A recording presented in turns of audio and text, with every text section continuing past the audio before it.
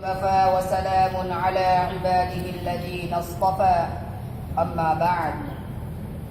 فأعوذ بالله من الشيطان الرجيم بسم الله الرحمن الرحيم ولا تهنوا ولا تحزنوا وأنتم الأعلون إن كنتم مؤمنين صدق اللہ العظیم۔ زندگی میں پیش آئیں گے ہزاروں امتحان، زندگی میں پیش آئیں گے ہزاروں امتحان، حوصلے سے کام لینا سیکھ لے ہر نوجوان۔ ذرا ہوشیار رہنا مرد مومن کی فراست سے، ذرا ہوشیار رہنا مرد مومن کی فراست سے، کہ یہ بار دیگر اے دوست دھوکہ کھا نہیں سکتا۔ محترم حضرات، آج مسلمانان ہند اتنے نازک ترین دور سے گزر رہے ہیں، مصائب و مشکلات کے طوفان میں گھرے ہوئے ہیں۔ فرقہ پرست افراد مسلمانان ہند کے خلاف متحد ہو کر ہندوستان سے اسلام و حامیان اسلام کو ختم کرنے کے لیے سرگرم ہیں، ورنہ تو یہی وہ سرزمین ہے کہ صدیوں کی غلامی کے بعد بڑی جد و جہد اور قربانی کی بدولت 15 اگست 1947 عیسوی میں انگریزوں کے چنگل سے آزاد ہوا تھا۔ طویل تاریکی کے بعد آزادی کا سورج طلوع ہوا تھا۔ ہمارے اکابر نے ناقابل برداشت مصائب و آلام جھیل کر آزادی کی نعمت حاصل کی تھی، اور بہت سوچ سمجھ کر سیکولرزم کا راستہ اختیار کیا تھا، تاکہ مختلف ادیان و مذاہب سے حامل کروڑوں ہندوستانی خود مختاری و آزادی کی حقیقی دولت سے سرفراز رہیں، اور دستوری طور پر ہر مذہب کے ماننے والوں کو فکر و عمل کی آزادی حاصل رہے۔ لیکن کسے معلوم تھا کہ آزاد ہندوستان وطن پرست مسلمانوں کے لیے آتش کدہ بن جائے گا، اور فرقہ پرستی کا زہریلا گھر فرد کو ڈس لے گا، قومی دھارے میں شامل ہونے کی تحریک چلا کر مشرکانہ تہذیب اختیار کرنے پر مجبور کیا جائے گا، اور اسلام کا نام لینے کے جرم میں مندر ہونے کا بے ثبوت اور بے دلیل الزام لگا کر حملہ کیا جائے گا، اور مسلمانان ہند کو غیر ملکی اور غدار وطن اور ISI کا ایجنٹ کہہ کر بدنام کیا جائے گا۔ لاؤڈ اسپیکر پر اذان دینے پر پابندی لگائی جائے گی، مدارس اسلامیہ کو دہشت گردی کا اڈا قرار دیا جائے گا، اور یہ الزام لگایا جائے گا کہ جتنے بھی فسادات ہو رہے ہیں ان کے پیشوا اور لیڈر یہ ملا ہے۔ دوستو،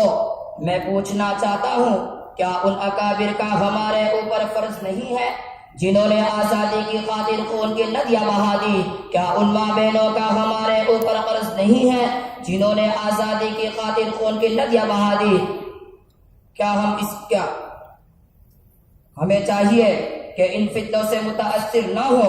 بزدل نہ ہو، کیونکہ بقول مولانا آزاد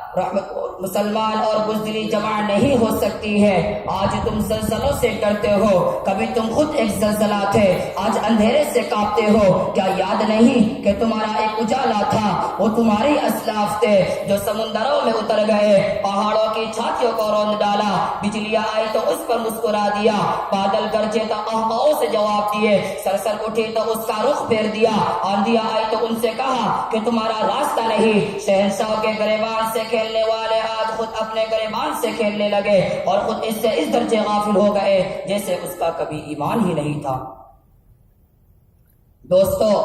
مگر سوال ہے کہ ان فتنوں کا مقابلہ کیسے کریں؟ تو تاریخ کے اوراق سے پتہ چلتا ہے کہ اس کے لیے اپنے اندر انقلاب پیدا کریں، اپنے اندر فاتح خیبر جیسا جذبہ پیدا کریں، خالد بن ولید کا ولولہ پیدا کریں، صلاح الدین ایوبی والی استقامت پیدا کریں، شیخ الہند جیسا صبر و استقلال پیدا کریں، اپنے آپ کو یا ایھا الذین آمنوا ادخلوا فی السلم کافۃ پر جما لیں، اپنے اندر اعتماد علی اللہ، الصبر و استقلال پیدا کریں، اسوہ رسول اکرم صلی اللہ علیہ وسلم کو اپنا نصب العین بنا لے، اور اپنے قلوب کو عشق الہی اور عشق رسول کی حرارت سے گرما لے، اور اسلامی تعلیمات سے سبق لیتے ہوئے اپنے اندر اسپرٹ پیدا کرے، دشمنوں کی سازشوں کو سمجھے، اور اپنے آپ کو ایسا بنا لے کہ جب بھی ضرورت پڑے تو مرد مجاہد کی طرح میدان جہاد میں یہ کہتے ہوئے کود پڑے،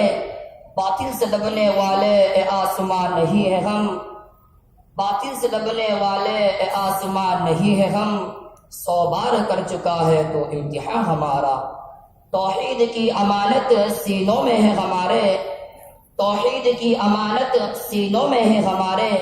آسان نہیں مٹانا نام و نشاں ہمارا۔